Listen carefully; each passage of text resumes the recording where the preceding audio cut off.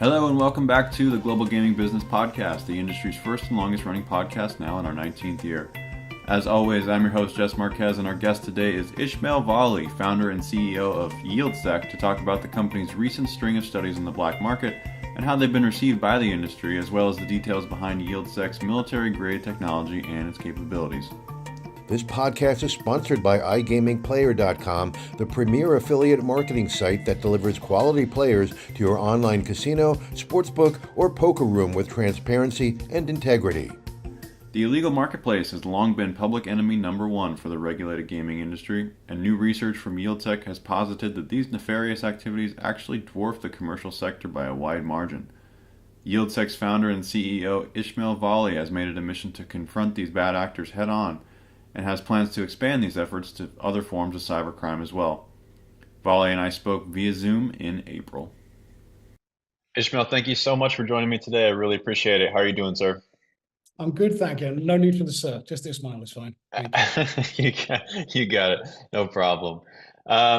So you've had a busy streak here. A lot of stuff going on. Definitely a lot of conversation, a lot of buzz. You guys were, or I should say you, were first on the show back in G2E in 2022. Yes. So for those, it's been obviously a little bit of time since then. A lot of things have happened. Maybe some things changed. So for those who may not be familiar, if this is their first time seeing you or seeing YieldSec, could you just give a little bit of a background of the company and kind of if anything's changed since that time? Thank you very much, Jess. Yes, we have had a busy couple of years. So we basically started building the platform in 2020. We launched in 2022 in August, and then I spoke at G2E in the October that year and spoke to Roger Gros, the publisher of GGB. YieldSec is basically a technical intelligence platform. So we look at all of the audience and all of the activity specific to online betting, gaming, and lottery. So I had come from operations prior to that. My background is basically 2 law degrees from Oxford, never became a lawyer. Very interested in how marketplaces operate. I'd gone into investment banking straight out of Oxford in New York for Solomon Brothers. Ended up in the gaming industry after a report I wrote, which said that the things that would make money online would include gambling and pornography because people like the anonymity of the internet. That got me suspended from my role with Solomon Brothers for a week and then rehired at double my salary because everybody was requesting the report and what does this guy know about the gaming? I didn't know anything about gaming at that time. It was just looking at human behavior. You could see that people were interested in the anonymity, and there is clearly a product that human beings love in gaming and betting, and it wasn't being serviced effectively in most societies in the world. Hence, it grew very quickly on the internet. So I ended up working for Ladbrokes in the UK. That was really a real kind of post-Oxford. That was like a university of gaming and betting. But that really taught me everything about how you treat customers, how you price events, that you need to have a liberal, fair, sustainable offering, and you need to be good with your customers and customer service and pay customers back effectively, as well as offering them bet types that they crave. The whole point of the British legal market for me growing up in the UK as a child was gambling was always everywhere, but it was behind a regulated fence. It was controlled, but it was available to the public. Hence, you had this massive legal marketplace where what's the reason for a black market to exist? At the brick and mortar level, there's very little of it, okay? At the online level, it's growing in every marketplace, including the UK, around the world right now. So YieldSec basically came from after years in operations. I worked at Ladbrokes, then Paradise Poker, Sporting Bets, PokerStars, and then I went into consulting for many firms. What I found in the 2010s, so post the kind of pre-regulation period, pre-2005, when the UK came in with the first kind of large marketplace gambling act, then what's changed in the US post-PASPA and stuff, every client I had everywhere in the world was saying, we're just not making money anymore. Now, I've never been in the position of operating a company as a CMO or COO where I had the luxury of one quarter where I could return negative results. In America right now, we're closing in on 6 years where some executives haven't been able to deliver profit. I don't believe that's because they're bad at their jobs. I don't believe it's because the audience isn't interested. It's simply because somebody else stole the money. People will look at regulation and say, oh, it's because of the regulation. It's because the audience and Generation Z aren't interested in gambling anymore. Yes, they are. The problem is we weren't identifying what the audience is doing and what their activity is. So what we as an industry have constantly, as a legal industry, have constantly been obsessed with is what I've termed the iceberg marketplace, that we're constantly looking at that bright white cap above the waterline and saying that's the industry. Government and the media are often also looking at that bright white cap and saying that's where all the harm and the blame comes from, and these people make too much money. The public are looking at it thinking, well, I don't really care what's legal and illegal. I don't even ask myself that question. It's not in my head. It's not in my heart. It's not on my finger as I'm scrolling these sites. And it's not in my wallet when I choose where to place my bets. They're just finding opportunities because they're asking search, they're asking social, they're asking their community, where can I place a bet on these things? So I wanted to build a system that basically, first of all, wanted to find where is the truth in this? Where is the single source of truth that tells us everything that's going on in the marketplace, not just in the legal industry anymore, because there are many people who can provide you with legal industry information, and we also use that legal industry information to help drive our benchmarking across markets. What I wanted to find was what's really going on out there. What's the scale of gambling activity? And when you go into new markets, Brazil, Chile, that are all talking about regulating right now, when they look at their licensing process and they say, well, there's 150 people on the application list. Well, what's the full spectrum? There's 150 applicants, but if there's 3,500 sites in your marketplace, that's not really a success, is it? And it's also storing up a problem for later on. So this has never been a case of I want to be a regulator or I'm trying to tell people how to do their jobs. I simply saw a system that wasn't working, an ecosystem that wasn't working. I found a military platform that was used for anti-terrorism, counterinsurgency, and anti-radicalization, the kind of stuff that was used to find beheading videos from ISIS and Al-Qaeda. Find that content wherever it is, find where the conversation is, and find which human beings are there. Not to the level of, I need to know their identity, but the meta level of, we know that you visited these sites, you frequented them once, twice, 3 times. Which pages did you visit? How many times did you watch a video that then linked to content or transactions? So with gaming, it wasn't that big a kind of leap to basically explain that, okay, you're looking for hearts and minds and changing ideology. I'm looking for hearts and minds and changing the revenue piece here. So if you really want to channelize a market, surely what we have to go after is where is the audience? What's their activity? Because when those two things meet, that's transactions. So that's basically what YieldSec offers, is data across the entire marketplace. I'm sure you'll have other questions to ask me how we do that, and I'm happy to answer those. But the point here is understand the total marketplace and understand that what we have today is an American online gaming marketplace, a British online gaming marketplace, German, Chilean, Brazilian. In each of those marketplaces, we have 2 industries, one legal, licensed and regulated, soon to be, hopefully in Brazil, and another one that's illegal, unlicensed, unregulated, unwelcome, and it is stealing revenue. It is stealing tax. It is also stealing opportunity from the innovation that should be coming from this industry, and it's abusing consumers. But the bill for all of that abuse is being pointed to the legal industry to pick up. Now, I don't believe that's a fair system, and if there's anything that motivated me to start this business, this is simply unfair and an unsustainable ecosystem. That if somebody hadn't have said it, I'm sure somebody else would have if I hadn't. But I also wanted to come with a solution that had a platform behind it that could find that activity and show people what was going on.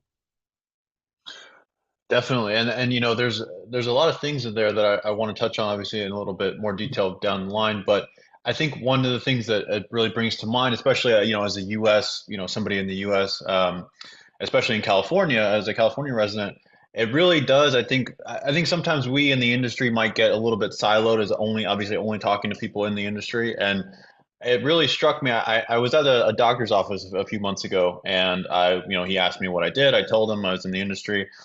And he said, "Oh, well, you know, you mean like online gambling and sports betting?" I said, "Yeah, you know, I cover that." And he was like, "Well, it's legal here, isn't it?" And I said, "No, like, no." I was like we just, you know, and of course I'm thinking like in my head, like, of course not. You know what I mean? Obviously, I talk to these people every day, but you know, it's just I think we lose sight sometimes that, like you said, there's 2 marketplaces that, you know, there's a whole other side to these things that doesn't always, you know, that doesn't always get a light shown on it. And I think that's Exactly. fascinating. One point I'll raise there, you said that there's 2 marketplaces, and again, it's very easy to fall into that language. There's Yeah. one market, 2 industries. And again, if you think about this carefully, and again, I went back to Oxford, got my master's degree in kind of focused on what's going on in black marketplaces generally. So when you start studying this, even labels like the black market, why does that label exist? Why do we call it that? Because that's a label that crime gave itself, okay?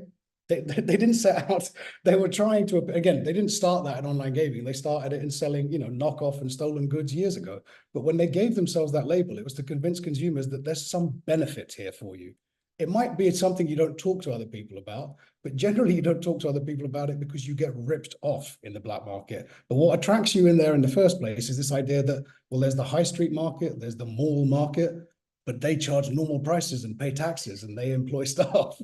So I want the benefit of none of those costs associated. It fell off the back of a truck, and therefore I'm going to go to the black market. So all of these labels are things that crime puts in the way, and the semantics of it are interesting because it convinces consumers to do things they wouldn't normally have done.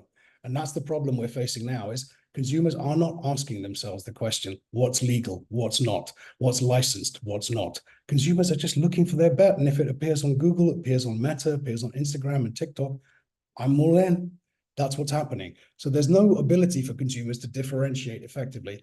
Hence, I saw an opportunity for a system that could find that content, find where the audience is, and separate audience and content to the point where the legal industry can channelize effectively, regulators can run the market effectively, treasury departments get the tax that they forecast and want to get, and there's responsible gaming contributions, and the legal industry, an industry that features products with risks, which we all know about, that tab can be picked up.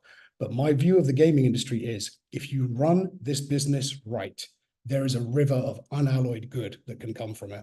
And you only need to look at the brick and mortar example of Las Vegas to see that, look what they did. At the point they understood they were burdened with crime, they basically said, let's kick out the crime, let's take control of our city and our marketplace, and let's change this and bring in processes that stop crime coming back. Now, we never did that online. We were all in a rush because we were after the fact of the internet. We were after the fact of online gaming existing. And every regulator in the world has an extremely difficult job playing catch up to try and put in place the right conditions to clean up the marketplace, police it, regulate it, and make it compliant. That's a hard enough job just with the legal spectrum, and also legal firms are adjusting and evolving to a new era of compliance and regulation, player protection, responsible gaming. When it's the illegals who are then entering and there's nothing stopping them doing this, and we go back to these kind of almost stereotypical answers and responses to, well, what can we do about it? They're offshore. We can't get access to them. They're not in our jurisdiction. How will the police won't pay any attention to us? You don't need to go after the operators. You need to go after the ads and the content. Because if you can pour cold water on the fire that's burning that got the consumers there in the first place, that will prevent 80% of the traffic roughly. What you need to get to is an understanding that it's not just one thing. There's no single instance magic bullet here that's going to stop illegal gambling.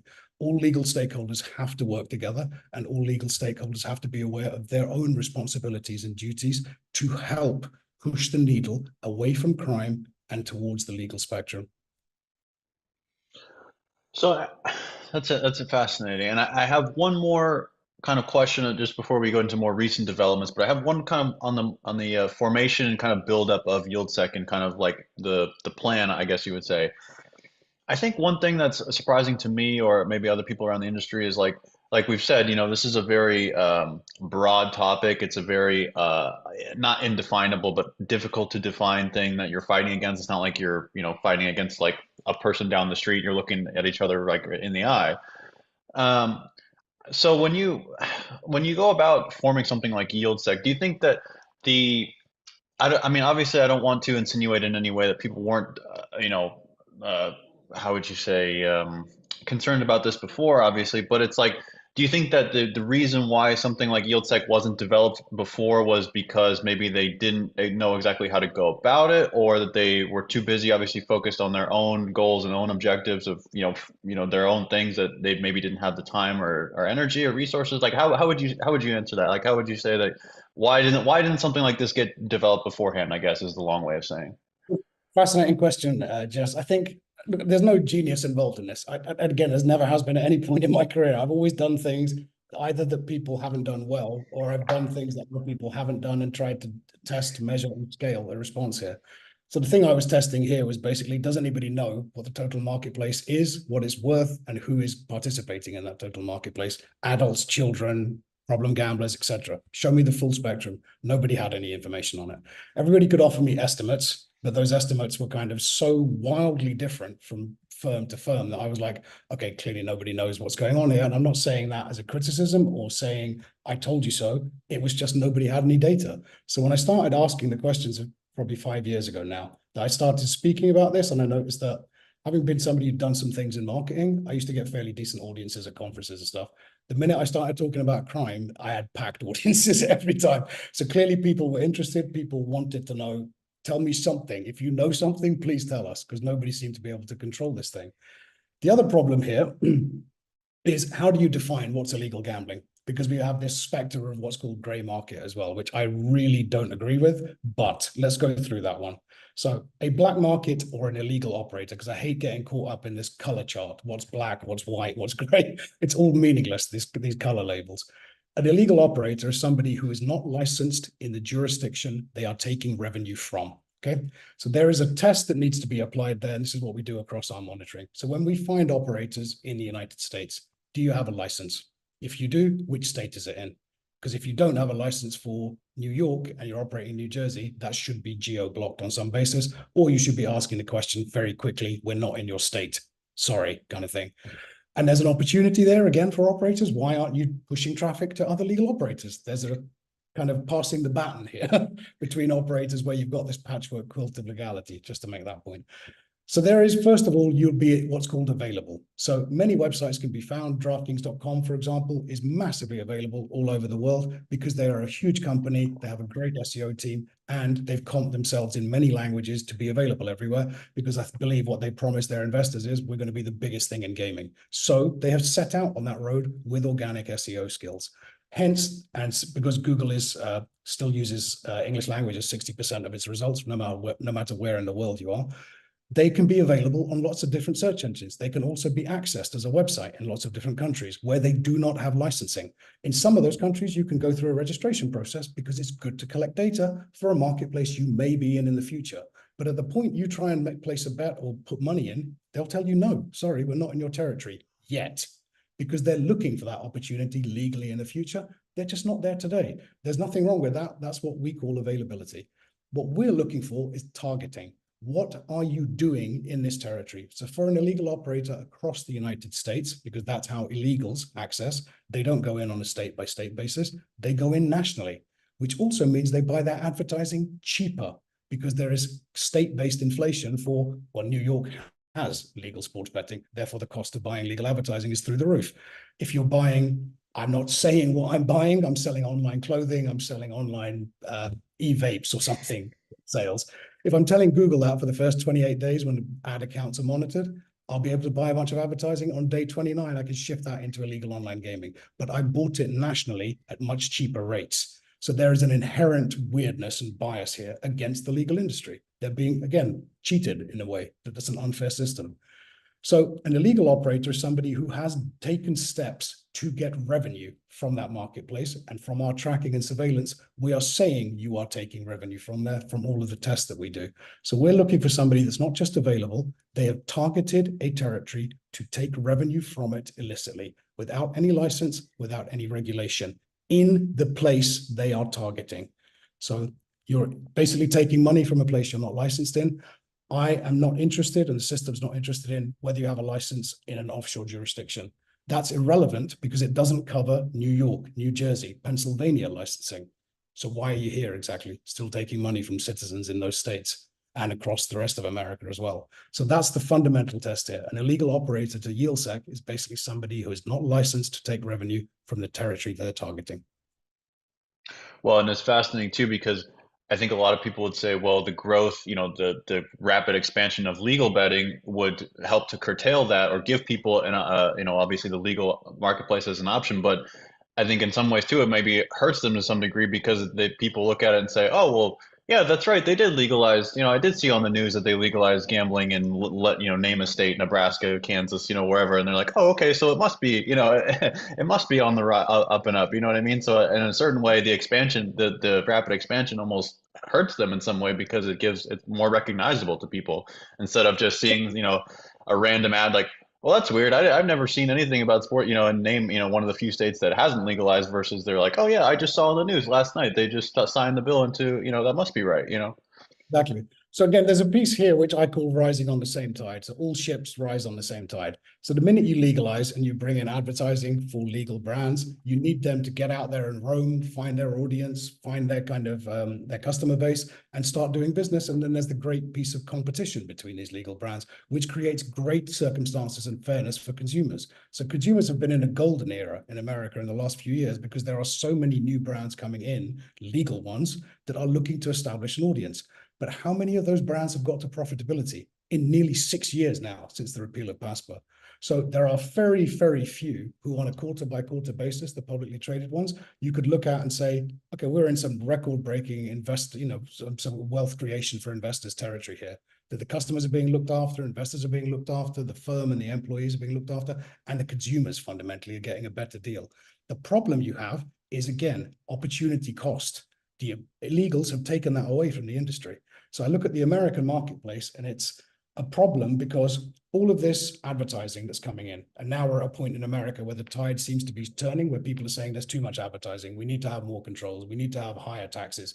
All of that's concern about the legal industry, but they simply had to turn the tide against an industry that had been illegal for nearly 3 decades.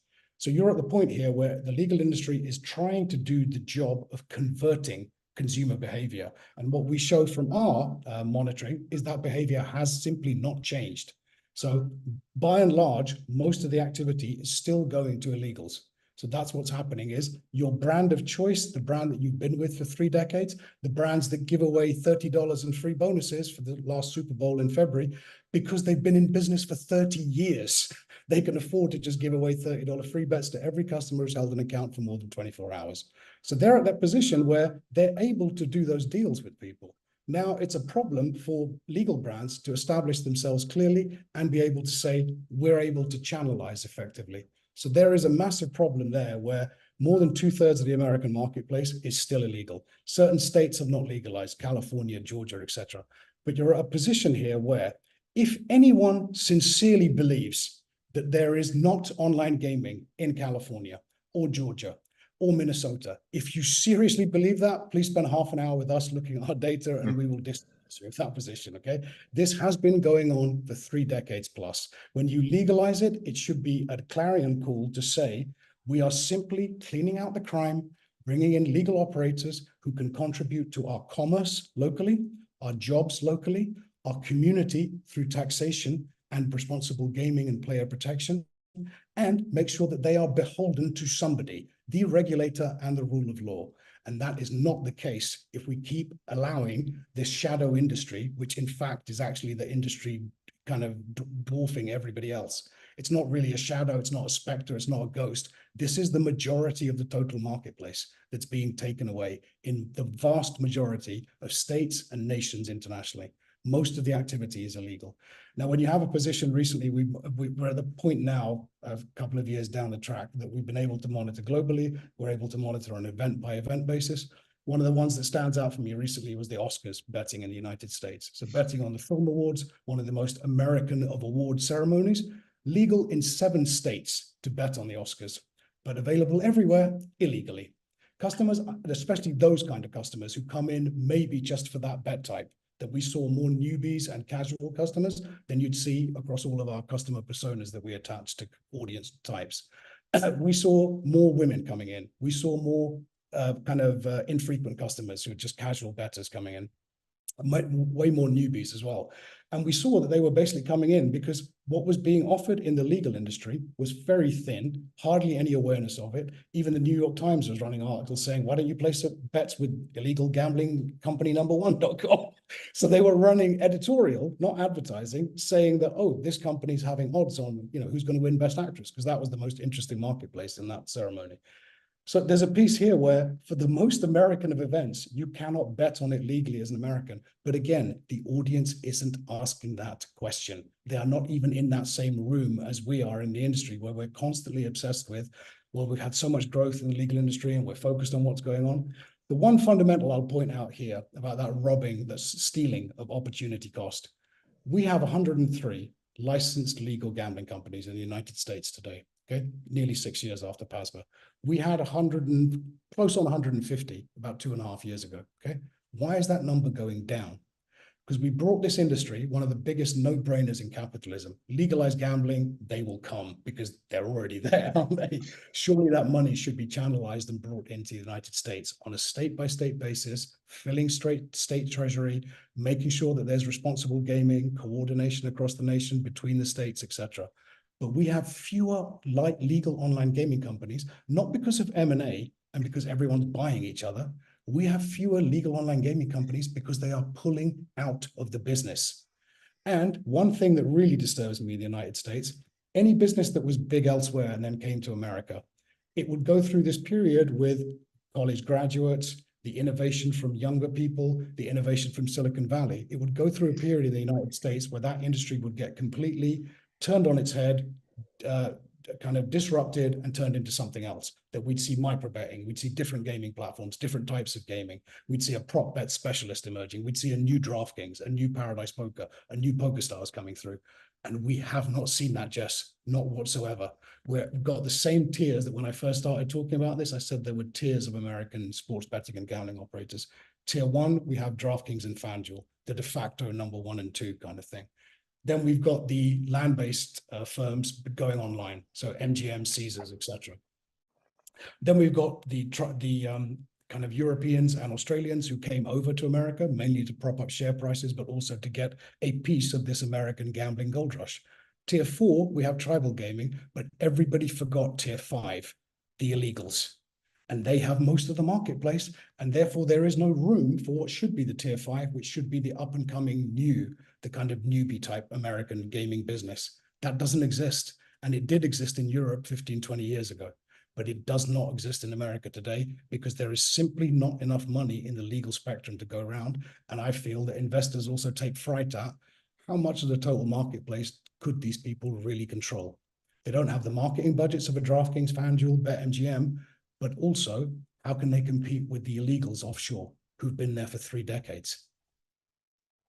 Well, watching the ebb and flow of it, certainly, from a media perspective, has been fascinating, and it draws to mind earlier this year, after the state of the industry report from the AGA, I asked CEO Bill Miller about the level of advertising and how maybe some level of consumer pushback, and that was more or less his direct response was we have the illegal marketplaces had a 3-decade head start. It's exactly what he told me back in February. So I think it definitely echoes those sentiments very well. I want to get to a couple of recent developments that you guys have gotten a lot of attention for. There's been a lot of conversation about. You mentioned the Super Bowl. So you guys put out a very big report that got a lot of attention about the level of illegal betting on this most recent Super Bowl, obviously a Kansas City Chiefs victory for those who celebrate. But I want to kind of bring out some figures from that specifically. So in the report, it says that there were 228 million illegal bets placed, representing a total value of $4 billion. Those numbers obviously of themselves are headline grabbing and eye-catching and stuff like that.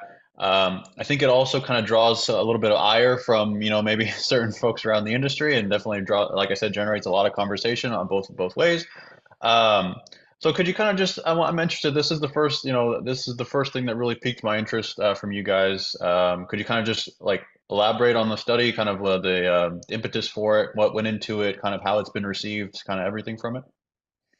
Yeah, I'm glad you asked this one, actually, because again, lots of people have been we had a period right after we released the Super Bowl data. So we were basically monitoring everything in the US, as we still are. We're looking at things on an event by event basis. And I wanted to really push the team and challenge ourselves to say, let's put the numbers out first. Let's see how people react.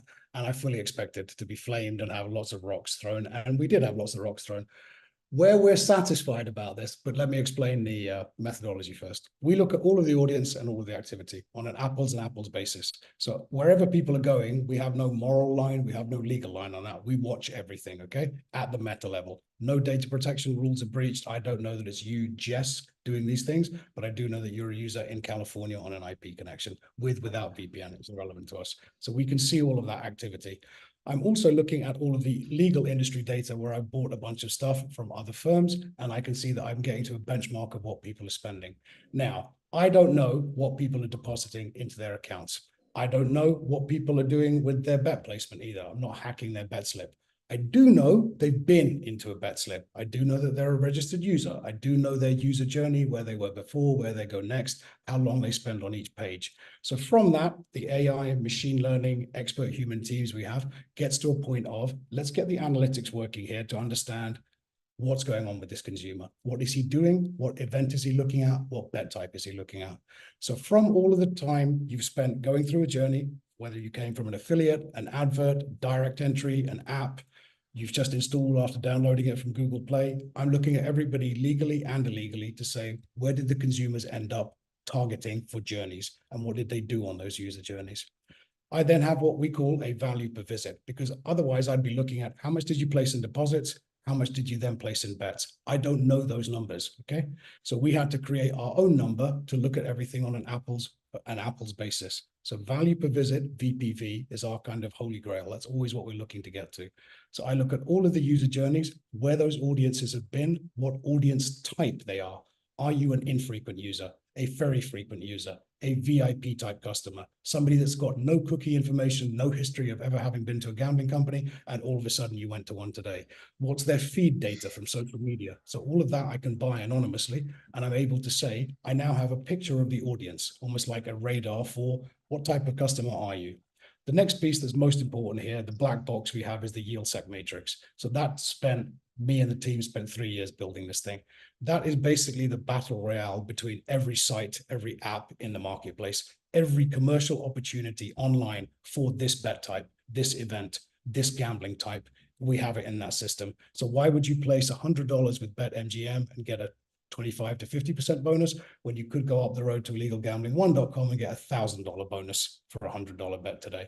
So what are the benefits and weaknesses of everything that goes on in that marketplace? So the YieldSec matrix at the high level is like a SWOT analysis between every single opportunity there is. Why place your money here versus there? How much advertising, affiliate recommendations, links, content was there that drove you to it potentially?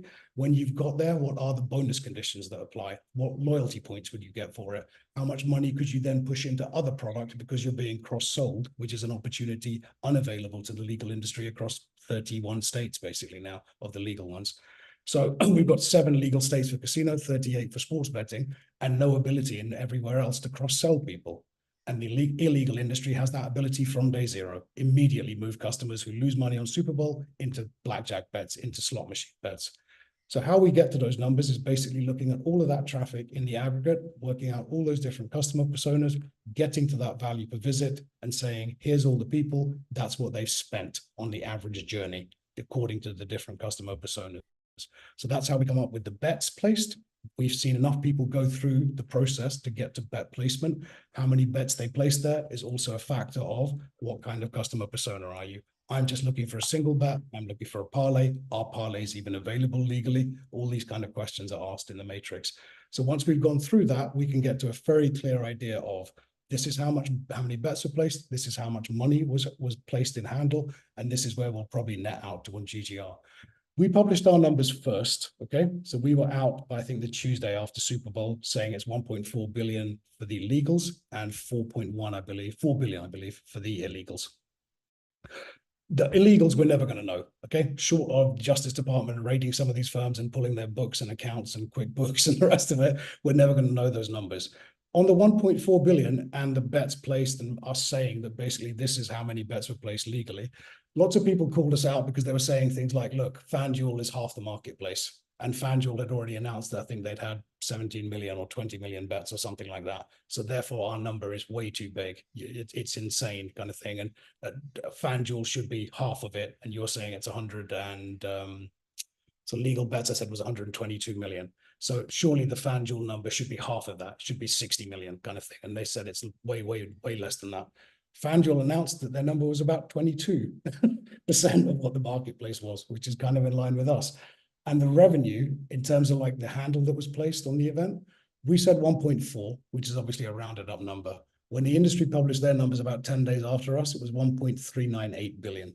So we were right on that number, okay? Now, if we're right on the legal number, surely we have to be fairly right on the illegal because we're using apples and apples way of comparing everything and a very similar way of looking at if you place a bet, or if you place a deposit with one of the big 3 legal firms, you're able to deposit anything from $10 and up. Okay, you can refund from $10 and up as well. With the illegals, you're having to place a deposit of 100 to 150 bucks in the first place.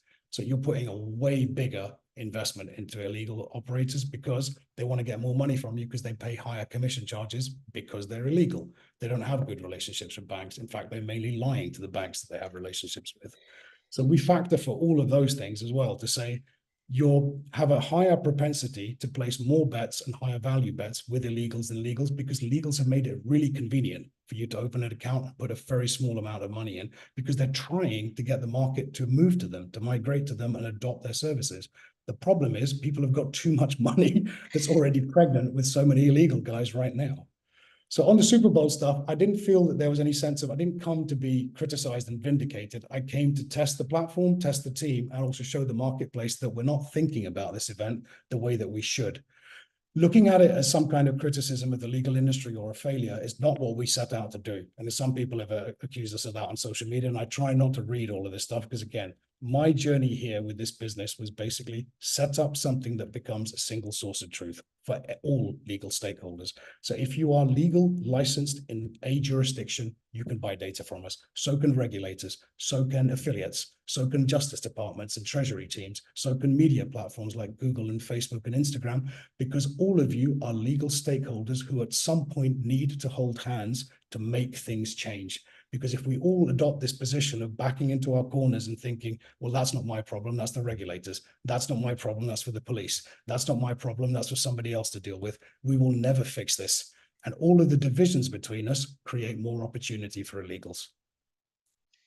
Well, I would definitely agree with the point that, I think from my perspective, one of the interesting things, and I try, obviously I just like everyone else, I'm busy. I try not to, read through individual comments or whatnot, or, people get mad. But I think it is interesting in the sense that, there are so many charged emotions because they're all in the same boat of trying to fight the same fight. You know what I mean? So if we're not even on the same page in terms of what our goals are, what we're trying to work towards, it makes it difficult for somebody else to come in, or it makes it difficult to, try to, I guess, address those issues when somebody is trying to present them, because it's like, well, we're already fighting with each other so much that it's hard to then look past that. You know what I mean? So I think that was the interesting thing for me, again, from a media perspective, from a withdrawn perspective.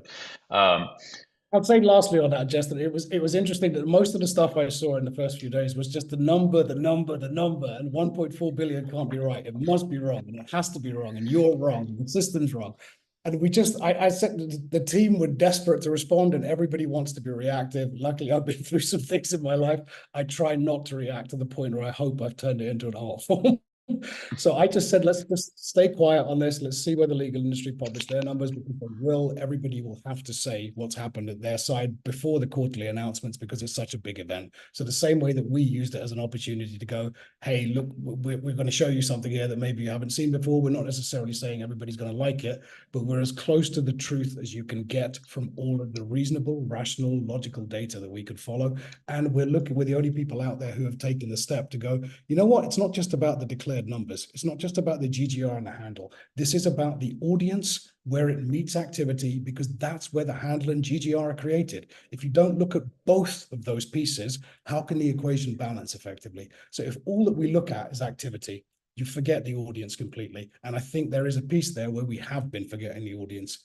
Okay, so when we started dragging it back to what ads did they see? Which affiliate offers did they interact with? How did they end up at that illegal site? And also, how are we so far into this kind of bad paint here, where all the customers are so immersed in thinking, well, that illegal brand's better for me than you guys. You illegal guys would tell me that. And again, some of the behavior that we see and some of the comments that you drag, because the system is all seeing, pulling data in all the time. So when it starts to monitor and do surveillance across user groups and forums and Reddit posts, you start to realize that there's this slightly weird nexus with things like illegal streaming and illegal gambling, where people are basically going, well, I'm not going to pay ESPN to watch the game. I'm not going to pay for the NBA Live League Pass. I'd rather go to NBAstreams.com or one of the other kind of illegal sites, and I'd rather download, kind of have it, not even download anymore, have a free stream of the game and be able to bet in vision from an illegal brand, but I see that as a customer convenience move. So recently, the NBA with the League Pass product had a load of criticism because it has in-vision betting now, that you can see it while you're watching the game. You can place bets while you're watching the game. And everyone was looking at this like it's some kind of revolutionary move that the NBA have done. Again, all they're doing is playing catch up with tech that already exists in the illegal spectrum. So what they're doing is kind of going like Vegas did, maybe we should clean out the crime here and have processes to stop that coming in the future. But if we don't all work together with the online piece, we are not a municipal city council that can control this. We need to try and work together to get to a point here where ships do not rise on the same tide, because those ships from the illegals are kept out of the harbor, period. And that's the piece where we haven't been able to do it, because if you don't look at the ads, you don't look at the posts, you don't look at the social media engagement, you don't look at all the search engine results, if you're not looking at all of that stuff that created the barometer where consumers think, no, I'm better off over here. I like the temperature here. It's more convenient. They give me better bonuses. They have all the products. They have betting on the Oscars, no matter where I am. I don't have any of this geo location stuff. I have no issues about even the rumors and the misinformation that are spread about tax. Because whenever there's a story about legalization and taxation on gambling company profit, typically outside of New York, where there's tax on handle on sports betting, you're now at the point where that will be weaponized by the illegal industry to put stories out on social media to say things like, hey, tax-free gambling. It's happened in Sweden. It happened in the UK. It's happened in the Netherlands. Just the political debate around taxation on the industry turns into this piece where you now start telling consumers, oh, did you know that they're taxing your gambling? But they won't. They never have. Well, speaking of working together and controversy as well, you guys also released it's now technically April, so last month, you guys released figures for the overall U.S. market, which I thought was interesting because, and I'll have some figures from that as well. So that one you guys estimated was 40.9 billion in GGR for the U.S. as a total of 860 operators.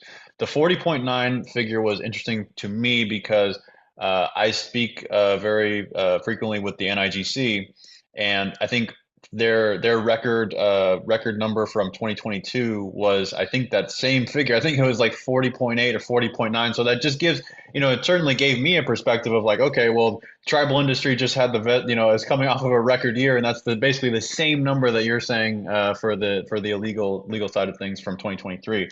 So that's fascinating. So yeah, I guess just kind of the same discussion for that as well. I mean, that's obviously something that's much bigger in scope, obviously, than just one event. It's also, very specific, as I said, a total of 860 operators. What's kind of been the reception from that, and kind of, what was kind of the work that went into that one as well? So we have a client, again, we generally, we're in the press a lot. People ask a lot of questions. It's not something that we go actively looking for. We're fortunate that people are interested, at least. And I think recently that interest has boiled over a lot. So I have more people to be involved in this and more spokesmen now, because I just literally don't have the time. And also I think people will get sick of listening to me about this stuff eventually as well. There's a piece of this with our work in the US. So we have a client, the Campaign for Fairer Gambling, funded by Derek Webb. So Derek Webb, somebody who's been in the industry for many years. He looked at this and said, I would like to take a different approach to this, and I'm interested in working with you guys. We had clients in America. We have an open view of clients. We're not here to be anyone's mouthpiece for whatever any campaign or position they wish to take. What we are is independent and neutral, and we work for all legal stakeholders. So as I said before, the only thing YieldSec as a business, and me personally as the CEO and founder of Partisan about, is legal versus illegal. Our whole point of reason for being is to move the needle against that crime and make sure that legal operators are able to get the marketplace and the customers they should. State governments are able to raise the tax they should. National governments the same. Responsible gaming can be effective. Self-exclusion for players who have problems is effective, because that's another point we can probably touch on later in today's conversation as well. Self-exclusion has just become something that's been weaponized by the illegal industry because they know there are customers there, they know they can make money there, and self-exclusion schemes by their very nature set up the most endangered species gaming reservation, and nobody's policing them. Nobody's looking at what's going on there. Legal operators obviously shouldn't be having to pick up the tab or carry the can for that, because what did they do exactly apart from making sure those customers couldn't transact with them anymore? But now you've got illegals actively hunting those kind of customers and that audience. So with the US work, we're independent and neutral. We work for all legal stakeholders. If you are licensed and regulated in the jurisdiction you're taking revenue from, you can have a conversation with YieldSec and buy data and be a customer. So we are not here and never have been to be partisan about, are you pro-gambling, anti-gambling? Any of these moral questions are not ones that we kind of entertain. The whole point is independent, neutral data. We're very open about our methodology. It's published on the website. We're the only people out there who are looking at all of the audience, all of the activity to come up with our best estimates on this would be the value that they'd place in bets at this website versus this app versus this website if they came via this affiliate, if they're this kind of customer. So the AI and machine learning for the common good, which is one of the very few instances I found, to be honest, leading this business, that we used AI for something where it does benefit people to get to that point where my vision with this was lead to the river of unalloyed good coming from an industry that generally people think is morally dubious, generally people think should be criticized, generally has stigma attached to it. But I've always seen it from the nearly 30 years I've been in this business now, looking at this and being able to say, this business has the ability to create substantial change for the better. Yes, it is an industry that features products with risks. And could we all please move on from that now to say the legal industry are the ones who are carrying the torch here for, we want this business to remain in the light. We're doing everything we can for this business to be in the light. But the people who were there, who some of whom were our peers, some of whom were colleagues 25, 30 years ago, have taken a wrong turn. They should try and get their act in order, legalize, come back on shore, seek reparations, whatever they want to do with governments, but do something about moving away from a spectrum. And fundamentally, one point I'd raise here, Jess, is when I started this, I saw two risks. A near risk that there were people who were like me, gaming executives, who basically, after the US declared Unlawful Internet Gaming Enforcement Act in 2005, UAGA, once that came in, there were a lot of people in the industry who were kind of like, oh, we'll still carry on operating. Who's going to find out? If we're small enough, nobody will really notice, and small enough could be a lot of money in a marketplace like America. So initially, there were some gaming execs who made bad decisions, and that was motivated by greed. That was the near risk. The far risk, and I believe we're in that period now, is when you are telegraphing to organized crime and transnational criminal groups that you are not just having an interest in the gaming industry because it's good for money laundering, which it always has been. How many bets were placed on blackjack? Was it 10 $100 bets or 100 $10,000 bets? Nobody really knows. That's why there's no handle for casinos. We always show GGR. So money laundering was always an interest for organized crime with casinos, and there are great rules from regulators as to how to avoid those things. But online is now becoming interesting just because it's a great business, period. Now, if you are also showing them that there are 3 decades of American illegal gambling operators and nothing has been done to them, okay, nothing. So we had some poker scandals in 2011 when we had Black Friday. There were a bunch of sites that were corrupt, Ultimate Bet and Full Tilt Poker, that basically were stealing customers' money. And when they went out of business, did those customers get their money back? No. And everybody forgot about the consumers again. We're right on the edge of another period like that, I believe, in this industry, where you need to make sure the enforcement is done correct, because just going after big illegals and thinking it's about big game hunting to take out of circulation XYZ illegal brands, that's not the point here, because consumers will ultimately suffer. But what you could do here is create an almost FTX style run on the bank, where you start telling consumers, if you have money with these sites offshore, know that the US government, know that the state governments are looking into them. Law enforcement is looking into them, and we're going to try and move the needle against these firms. So take your money out. Your money is much safer with these firms. And that's a piece here that really baffles me, that the level of public awareness education around legal, illegal, what the risks of illegal gambling are, what they're doing to your computers when they illegally stream NBA matches or the NFL or the Super Bowl, that's not free. Nothing's free, okay? So all of the illegal streaming, that is a big conduit. About 30% of all illegal gambling we see internationally comes from illegal streaming. Hence, YieldSec is at this moment, we're building a streaming platform as well to show sports streaming first. Why is sports streaming leading to so much illegal gambling? But it also gives us a window into movies and TV as well then. But if consumers feel that this stuff is free, none of it's free. It all comes with illegal Bitcoin mining, child sexual abuse material being stored in your computers. Your computer is the product, okay? Them giving you free content, nothing's free, okay? You're the product. That's the point for the audience. And that's the thing, that when we have safety belt laws passed in cars and stuff, You told people why they should wear safety belts in cars, but we haven't told anybody why they should gamble with legal gambling brands, because governments are always on this kind of knife edge of, we want gambling, we want to tax and regulate it, but we don't want to encourage people to do this necessarily. You kind of have to encourage them to not be gambling with those guys anymore, because we can clearly show you they are. So you do have to do some public awareness education here and create some of the scandals and enforcement against these firms in an organized fashion.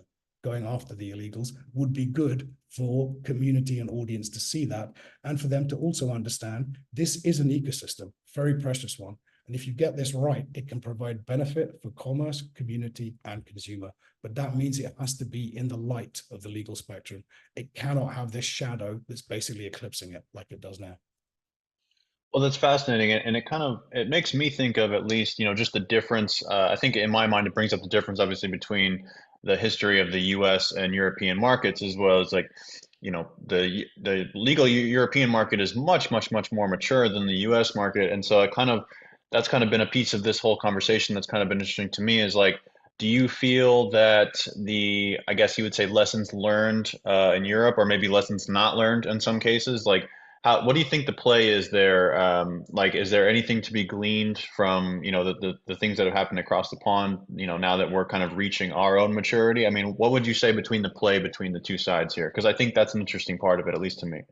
It is, just as a really good question. I think the biggest thing from Europe is obviously, for all of the US states, look at Europe and say, is there a European country that does not have regulation, licensing, and taxation and player protection in place?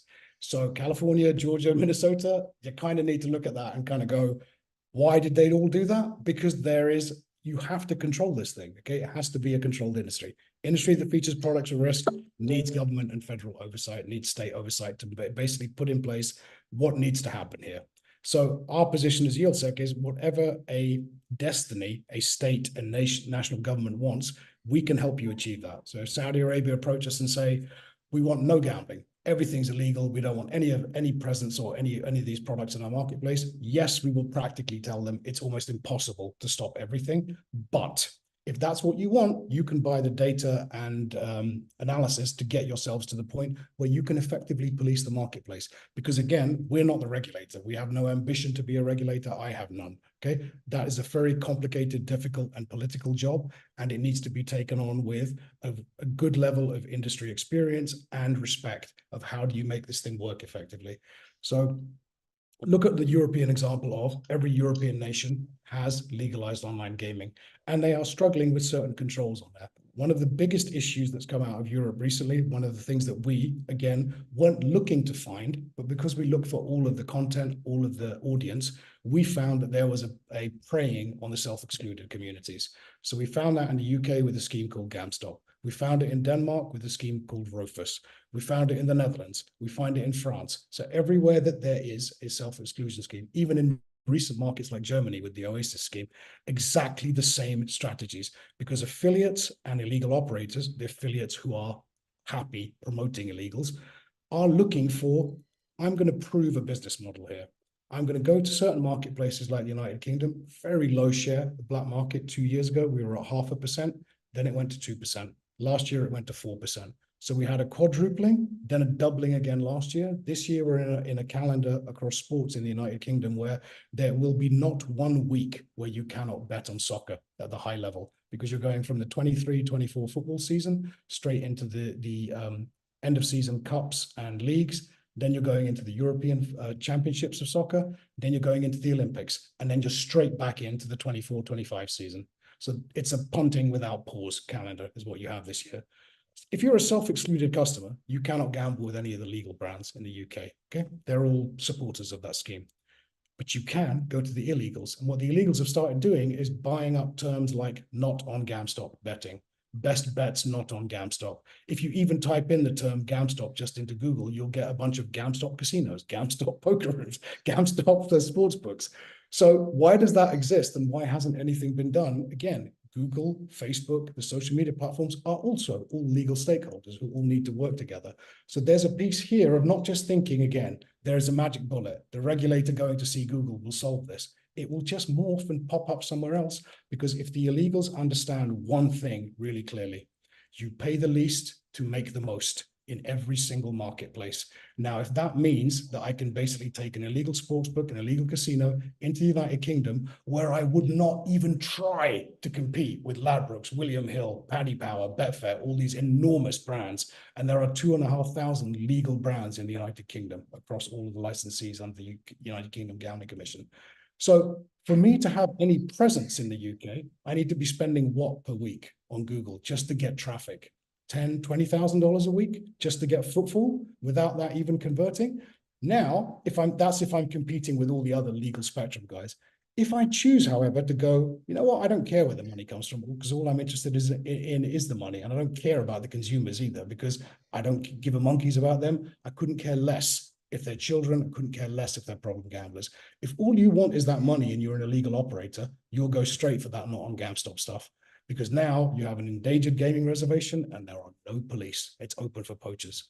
So we were almost nervous about opening that one up because I didn't want to publicize that the not on GamStop and not on self-exclusion scheme term was something that was being weaponized.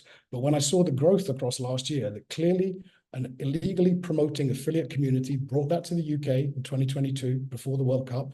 They made money from it, and then they took it to other markets, and it carried on making money. So now we've gone from a few dozen of these guys to hundreds of them within months. So that's something that when we start setting up self-exclusion schemes in America, when you start dealing with responsible gaming and player protection at the level where it becomes, we have it in a few states, we have it in many states, we have it nationally across America. That's something that really needs to be looked at carefully. And it's one of these points of the nexus between having legal gambling, having to have an awareness of it's an industry with products with risks. Therefore, we need to take care of the audience. We need to make sure that kids are excluded. That piece will be weaponized by the illegals because they'll look at it and go, we're the only game in town for that audience. And we know that they're interested. And especially with how children have been really pushed into skins trading, loot box trading, the esports betting, a whole awareness around that area by illegal gambling brands. And they are some of the people who, in the same way that the poker industry really adopted UFC sponsorship and stuff, illegal gambling brands have literally embraced esports kind of thing. So they own that whole area. They own the spectrum across it. And you are dealing with a teenage audience going into college age kind of audience. And now you're at the point where they've got disposable income and they've got bank accounts. So the first port of call for most college age students in America, if they're going to gamble, it will be with illegals. And that's the piece where we're trying to do something about not promoting too much college advertising and stuff for legal brands, but there is other gambling available because of the spectrum of there's legal and illegal in the marketplace. So the piece here that we really need to look at is try and join the dots as legal stakeholders.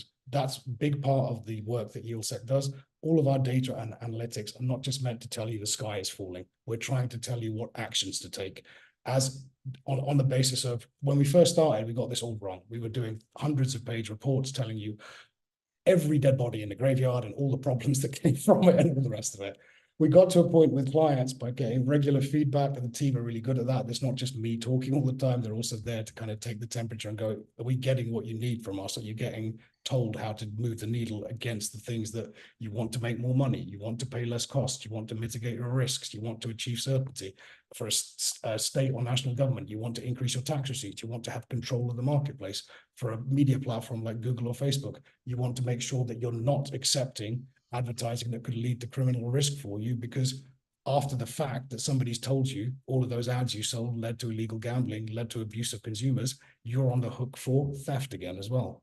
So the point for us was get it to actions where people can understand this is what I need to do this month, this week. These are the things I need to do for my own SEO so that I appear higher than these illegal sites do. This is where I need to start buying my advertising. This is what I need to do in my affiliate relationships. Do I want to appear alongside illegal brands? So there's a whole bunch of actions you need to take. That's different on every event, every Super Bowl, every March Madness, every NBA championships. So it's this constant need from month to month. People need that reporting. And that's why we were lucky recently that we moved to new tech standards, new tech platform, new data supply for our third-party data that we also bring in. We're able to really get those costs down now that we've grown the business successfully enough. we were able to really commoditize the product from the point where we were tens of thousands of dollars a month to the point where we're now thousands of dollars a month. And people can add on services as they need them based on, I want to know more about affiliates. I want to know more about self-exclusion. I want to know more about child protection. I want to know more about responsible gaming, where I can find my audience more effectively, how I reduce my costs of cost per acquisition and CPA, how do I reduce churn? So there's a whole bunch of bolt-on services, and it's a lot more like having a mobile phone contract than anything now.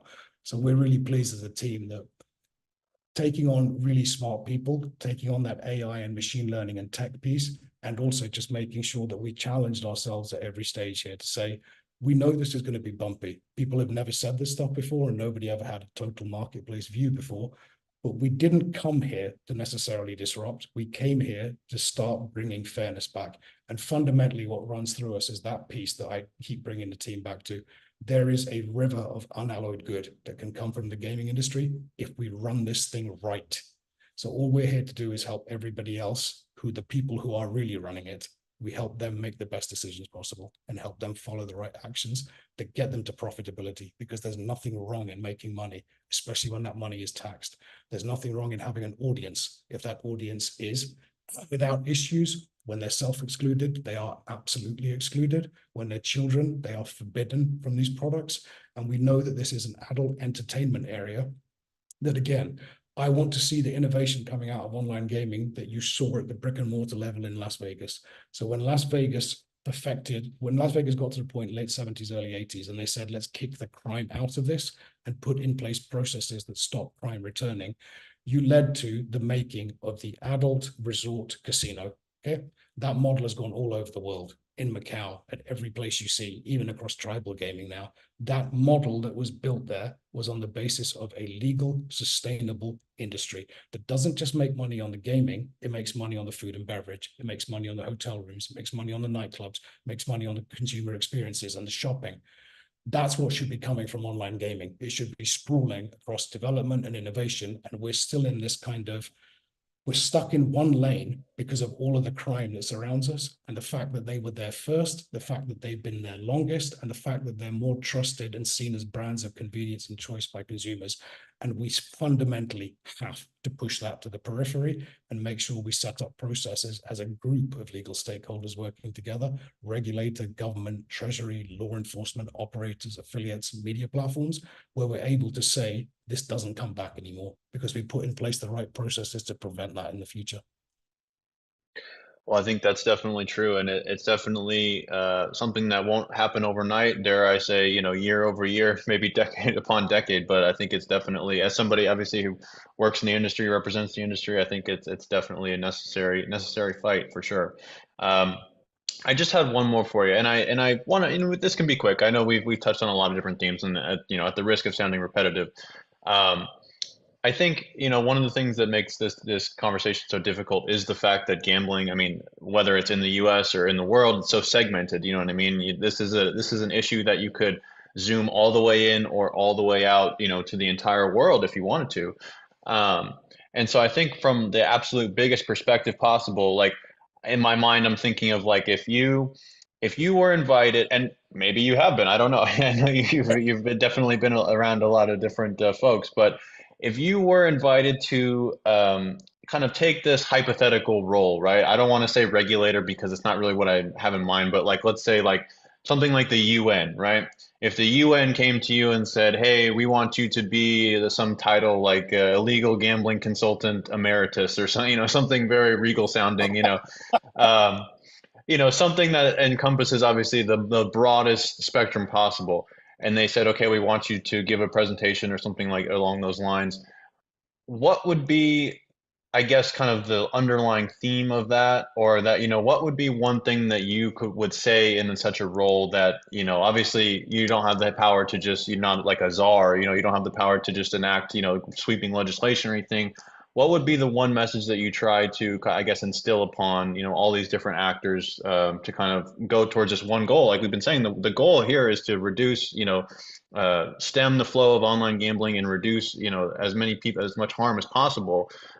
So what would be your kind of underlying message to kind of, I guess, unite everybody towards that front? I know it's kind of a lofty question, but like I said, it's something that I've been thinking about.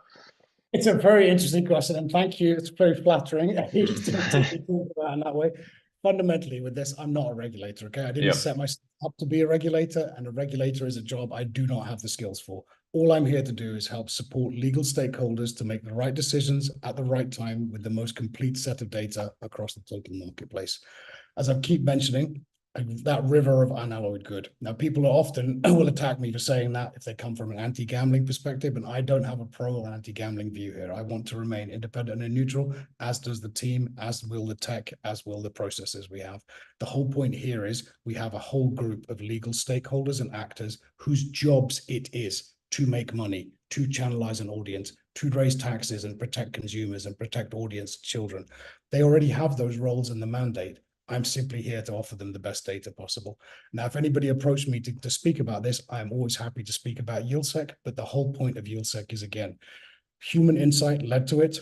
AI and machine learning created its abilities and data across everything, and ability to zoom in at that meta level and say, we can see all of it, okay? So whatever it is you're challenging us on, whether it's find out where the affiliates are who are promoting illegal pike out, okay? One of the most underlooked products. But again, it all has to be put into a threat matrix view of 5,000 guys betting legally on the Super Bowl in New York is a problem, especially if they've got significant amounts of revenue. 12 people playing illegal pike-out poker is a problem too, but it's not so much of a revenue issue.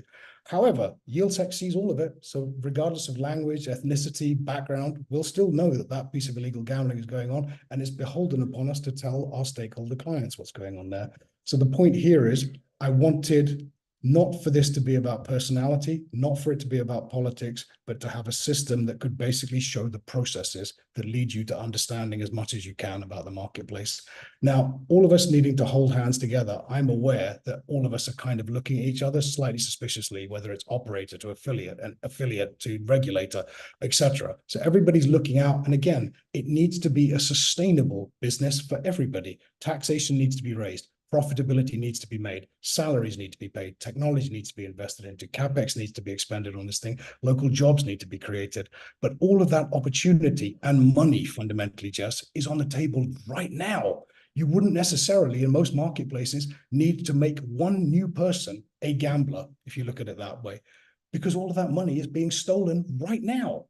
So you don't need to go out there and make your customers spend more. You don't need to convert children to gambling. You don't need to be preying on 18 and 21-year-olds to make sure that the day that they go legal age, you're then capturing them as customers. Most of those people have been gambling for years already because they are gambling with illegals who do not care and do not ask those questions.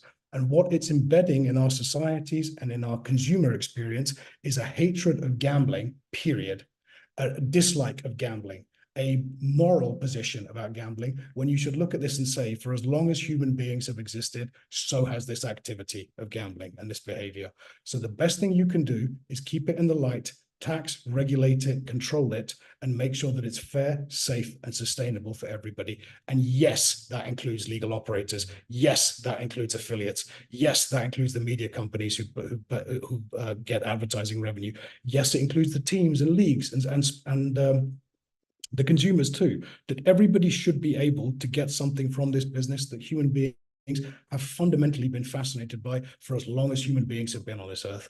But we are fundamentally going to disable and cripple ourselves if all we do is argue amongst ourselves as a legal stakeholder group, and we don't look out for what the enemy at the gate is doing, because that's what's been going on to the point where we're almost outside the gate and they're on the inside.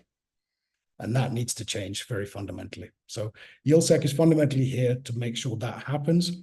The mission of the business, and I do see it as a business with a mission. For me, it's not just about making money. For me, it's always been about there was a problem here. There was something I could perceive, and I needed the tech, the team, and the processes to deliver that. Fundamentally, I also need the customers to deliver that too. But what I want to get to here is the client base, where we've commoditized the platform. We have clients across the spectrum, operators, regulators, treasury teams, media platforms. I want to move it into the streaming piece, because what we found in gambling was there wasn't just the great illegal gambling robbery, as I refer to it. There's also the great online revenue robbery, where when I look across online spectrum now, what we found from gambling was the nexus for streaming. Streaming is a whole new area being stolen from, and that's the pay-per-view broadcast companies. That's the sports teams again. That's the athletes also. the professional management firms for those artists, for the athletes too. So there's a piece here where in streaming, there's the great online revenue robbery. What we found from gambling was payments and crypto and the rise of payment wallets coming from crypto, where so much of the illegal revenue is being funneled through wallets where it's almost impossible to determine how much money went to these events. And also to show how difficult it would be for law enforcement and taxation authorities to look at that money and go, where's that money from? Where did that money come from? How was that money laundered? Whose money is it in the first place? And then you get to generally the consumer industry, where you can draw very clear parallels between what's happening in online gaming in America right now and what happened in America with the legalization of the cannabis industry. That right there, you've got another industry that has 40% of the business is still illegal a decade after legalization. Now, there are lots of reasons for that. The location of dispensaries, nobody wants a place that deals marijuana right next to their house or their school or their business. So there's lots of reasons for it.